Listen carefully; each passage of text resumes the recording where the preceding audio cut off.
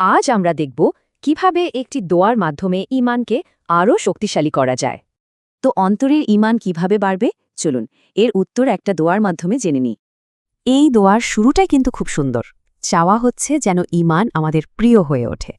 এখানে চাওয়া হচ্ছে আল্লাহ যেন ঈমানকে আমাদের প্রিয় করে দেন আর অন্তরে সাজিয়ে দেন। আর এই দোয়ার মূল ভিত্তি হল ঈমান, মানে আল্লাহর ওপর গভীর বিশ্বাস ও আস্থা। শুধু ভালো জিনিসই চাওয়া হচ্ছে না, খারাপ জিনিস থেকে সুরক্ষাও চাওয়া হচ্ছে। আর এর পরেই চাওয়া হচ্ছে যেন কুফর, পাপ কাজ আর অবাধ্যতাকে আমরা অপছন্দ করি। দেখুন কি দারুণ একটা ভারসাম্য, একদিকে ঈমানকে ভালোবাসা, অন্যদিকে পাপকে ঘৃণা করা।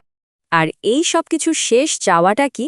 সেটা হলো সঠিক পথের দিশা পাওয়া, অর্থাৎ আমরা যেন তাদের দলে থাকতে পারি যারা সঠিক পথে পরিচালিত।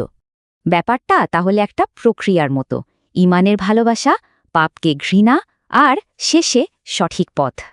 এবার তাহলে সম্পূর্ণ দোয়াটা একবার দেখে নেওয়া যাক, যেখানে এই সবগুলো অংশ একসাথে আছে। এই হলো সেই পূর্ণাঙ্গ দোয়া, ঈমানকে মজবুত করার এক অসাধারণ মাধ্যম। এর অর্থটা দেখুন, ঈমানকে সুন্দর রাখা আর রক্ষা করার জন্য একটা সম্পূর্ণ রোড ম্যাপ। ভাবুন তো, এই দোয়াটা প্রতিদিনের জীবনে ঠিক কতটা শক্তি যোগাতে পারে।